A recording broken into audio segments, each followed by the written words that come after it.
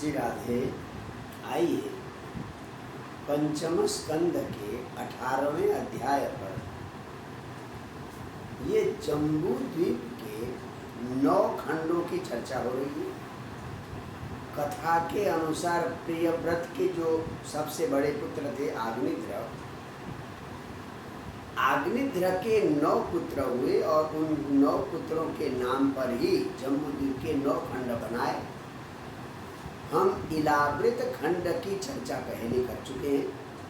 वो इलावृत खंड के बीच में सुमेरु है और सुमेरु से जो गंगा बही 4 भागों में पूर्व पश्चिम उत्तर दक्षिण, दक्षिण की ओर अलकनंदा नाम से आई, ये हमने कल सुना। आज हम इस जम्बू द्वीप के 6 वर्षों का सूक्ष्म परिचय सुनेंगे। 6 वर्ष के नाम है भद्राश्व, हरिवर्ष, केतुमाल, रम्यक, हिरण्मय वर्ष, उत्तर पूर्व वर्ष। ये 6 वर्ष हैं। इनमें से कुछ वर्षों का आज के युग के अनुसार थोड़ी बहुत अंदाजा लगाया जा सकता है, बाकी का अंदाजा नहीं लग पाया। भागवत के अनुसार जो भद्राश्व वर्ष है, ऐसा लगता है कि ये चीन के लिए कहा गया है। भद्राश्व, अच्छे घोड़े जहाँ मिलते थे वो चीन का लगता है कि चीन के बारे में कहा गया है। ये भद्राश्व वर्ष में भगवान हयशीर्ष, हयग्रीव भगवान की उपासना होती है और भगवान की उपासना होती है हयग्रीव भगवान की।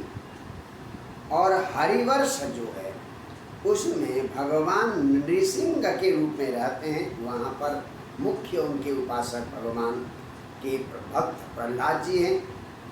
और जो केतुमाल वर्ष है वहाँ पर भगवान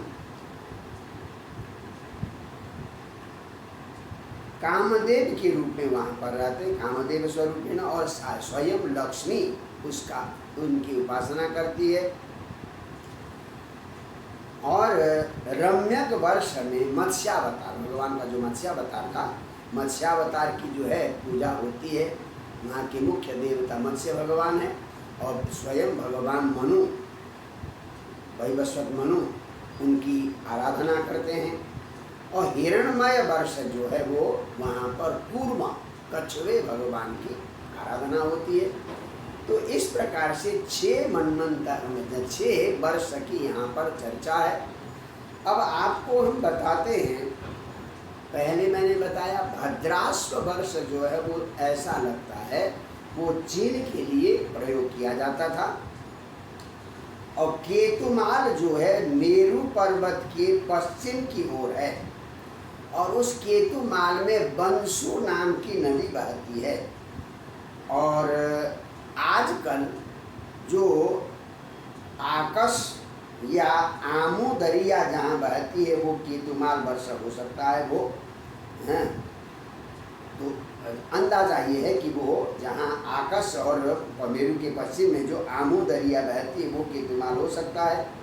और उत्तर कुरु जो है वो सुमेरु पर्वत के उत्तर की ओर बहुत बड़ा क्षेत्र था, परंतु आजकल वो उत्तर कुरु का अंदाजा हम लोगों को नहीं लग पा रहा। ऐसा लगता है कि ये आजकल जो साइबेरिया का जो पूर्वी और उत्तरी भाग जहाँ पर बर्फ ही बर्फ ढका हुआ है वही उत्तर कुरु वर्ष था। भौगोलिक कुछ परिवर्तन हुआ तो अब वहाँ मनुष्य का रहना संभव नहीं है कि केवल बर्फ ही बर्फ घिरा हुआ है। तो इसलिए उत्तर कुरु वर्ष शायद वही है। और अन्य वर्षों के बारे में अभी तक अन्वेषकों को खास पता नहीं पड़ा। तो इस प्रकार से यहाँ 6 वर्षों की चर्चा हुई है। पृथ्वी की नाभि जो सुमेरु पर्वत है, उस सुमेरु पर्वत है तो सुमेरु पर्वत है और इलावृत्त के बीच में सुमेरु पर्वत है। और इलावृत्त के उत्तर में क्रमशः रम्यक वर्ष, हिरण्मय वर्ष और उत्तर कुरु वर्ष है। इलावृत्त से उत्तर की ओर 3 वर्ष है। कौन कौन से? रम्यक वर्ष, हिरणमय वर्ष तथा उत्तर कुरु वर्ष। और दक्षिण में हरिवर्ष, किमपुरुष वर्ष और भारत वर्ष।